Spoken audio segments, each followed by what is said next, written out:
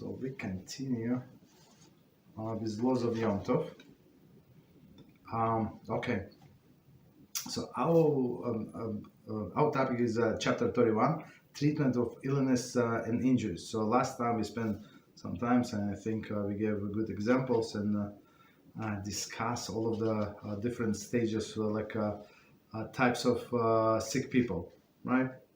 So we said there is a sick person that whose life is in danger, right? Then whose life is in danger. Second type of a person whose life is not in danger, right? But the person is sick, meaning that he has to or she has to take the bed, like I don't know, something serious. It's not like a light headache, right? Third one, we say localized ailment.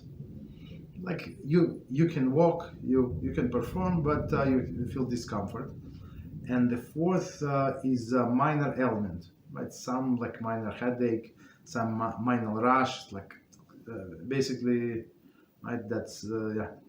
So for the fourth category, basically we will say don't do anything, right? For the third, we can ask non-Jew to do some things, right? For the second category, in some cases, so you will allowed to take medicine. Allowed to take medicine if a person needs to transgress some melacha, so he should do it like not straightforward way, like with a shinoi, right, or through the non-Jew. And even for second category, we said for this category we said that we can ask a non-Jew to perform a melacha for us, like that would not be allowed to us. So you see, this category is exception to general rule. Right? Usually the law is if it's not allowed to you, you're not allowed to ask anybody.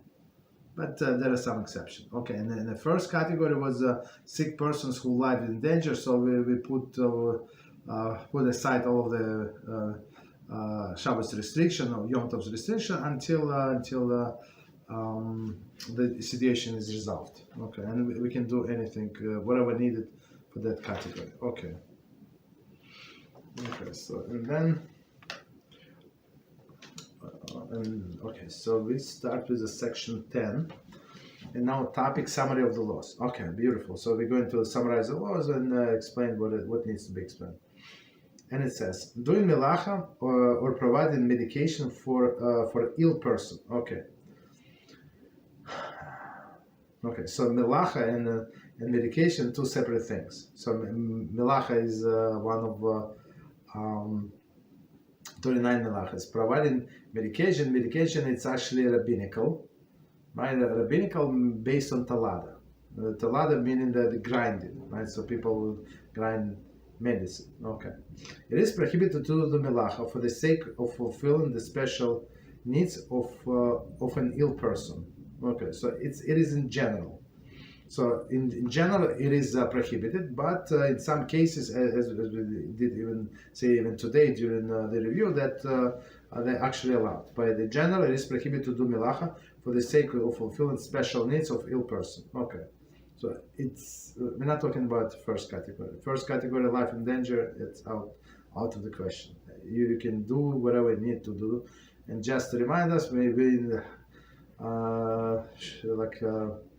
don't have to be experts to know that the life is in danger. If person said, "Yeah, I'm dying, I'm sick, I'm this and that, there is unbearable pain," that's it. We don't have to ask from 1 to 10. Can you describe me the pain? Just do what needs to do, right? Period. Okay. So now we're talking about 3 other categories. It is next one. It is prohibited for someone affected with a minor ailment to use medication on the first day of Yom Tov. So on Shabbos also, right? And minor ailment, I mean, it's on the 4th category. Okay. So continue. The different categories of illness. So first one, Chol HaMoed bo sakana. So that's that's a patient whose illness is life-threatening, one must do everything in his power, including violating the biblical rabbinic law, to save someone's life. So, and sometimes you would it would possible to do it through a non-Jew, right? But I would say just do it yourself. Okay. So it's Chol Bo Sakana. That's Sheish Bo Sakana. Okay. So next one is Chol She'ein Bo Sakana. A patient whose illness is not life-threatening, right? As a flu, migraine, headache, or some other things, right? So meaning that the person wants to just lie down. Okay. A. One is permitted to violate rabbinic law for the treatment of the patient in this category. However, that should be done in an unusual manner. Okay. So as we said, rabbinical law you're allowed to violate, but in a unusual manner, meaning with Shiur. Okay. If it cannot be done in unusual manner and a non-Jew is available, the non-Jew should be asked to do it. Okay. So first we said that for this person in a second category whose life is not in danger, but he or she very weak. Okay. Right, and don't feel good, basically, right? But they're not going to die. Right, for that person, you can violate rabbinical law. You can do it yourself with the Shiur, not an unusual way of doing things. Or do it through a non-Jew, or if you don't have a non-Jew and there is no unusual way of doing such a thing, whatever is it, so you can do it yourself. Okay, but only rabbinical. B. A patient in this category is permitted to take medication. So a person has a flu, recovering after surgery. Some people have elective surgery on Friday, and they say yes, pray for this person. So it's not so simple to schedule your surgery on Friday, right? It's not or somebody unfortunately on Shabbos, unless there is emergency or for example there is no other way. There is one specialist in the whole your region, right? And he's available only on Friday. That's it, right? And it could be very well possible, right? This specialist, they usually go from hospital to hospital. He has different offices. So in your area, he's only on every other Friday or once a month. Right on Friday. So in this case, yes, you have no choice. But if you have a choice, you would not be allowed to do it on Friday because you're going to be in pain on Shabbos. That's absolutely not right. Okay. All right. So all of these sicknesses, do it. You are permitted to violate rabbinic law, and that's it. Right. Next one. A patient in this category is permitted to take medication. We said that. C. One may ask non-Jew to perform any act on behalf of the Chol She'ein Bo Sakana.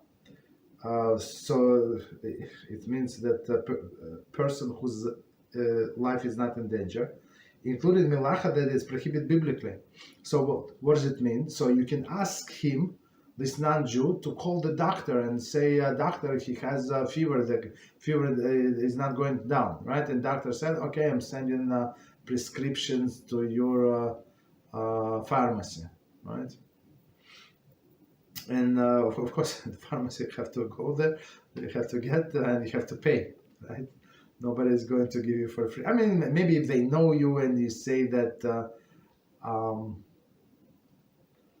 1 second, would you be able to take it for free? I think so. Like in my local pharmacy, small pharmacy, like family owned, I think, right? So they're so friendly, so nice.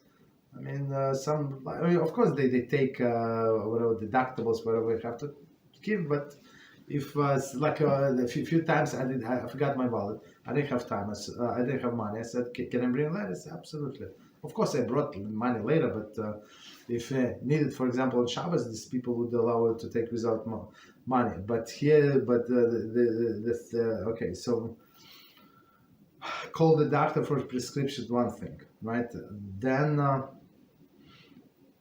another issue is pain, right? As we said, another thing. Or for example, if something over the counter, right? They're not going to give you for free, like if you go to regular pharmacy, not prescription.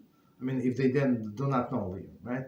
So you would have to pay. And the third one would be carrying through the public domain, right? So we said even though on Yom Tov we'll learn the laws of Yom Tov, but we try to refresh the laws of Shabbos as well, right? So on Yom Tov, yes, it is allowed. As I said, there is allowed to carry things, right? But only things that needed for Yom Tov, right? And medicine is not one of them, right? So in some sense, it's a biblical violation. But or if it's a carmelist, like carmelist is semi-public domain, so it would be like a rabbinic violation. But still, you can ask non-Jew to do that. Okay, so that's. One second.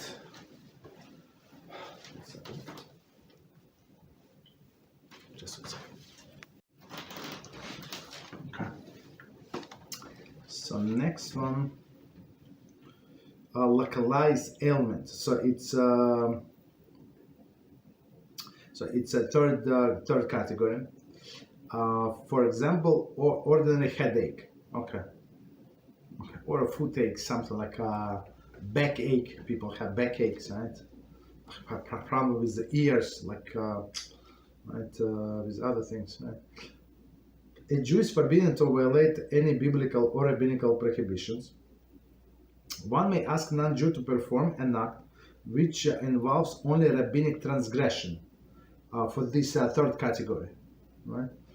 Some authorities permit taking medication on Yom Tov, which is very good. I mean, I'm not sure on Shabbos. I don't think so for this localized, but if he cannot like bear the pain or something, that's too much. Yeah, so he would be, I guess, in the second category. So in this case, they would allow. Okay. The fourth category, right? The minor ailment.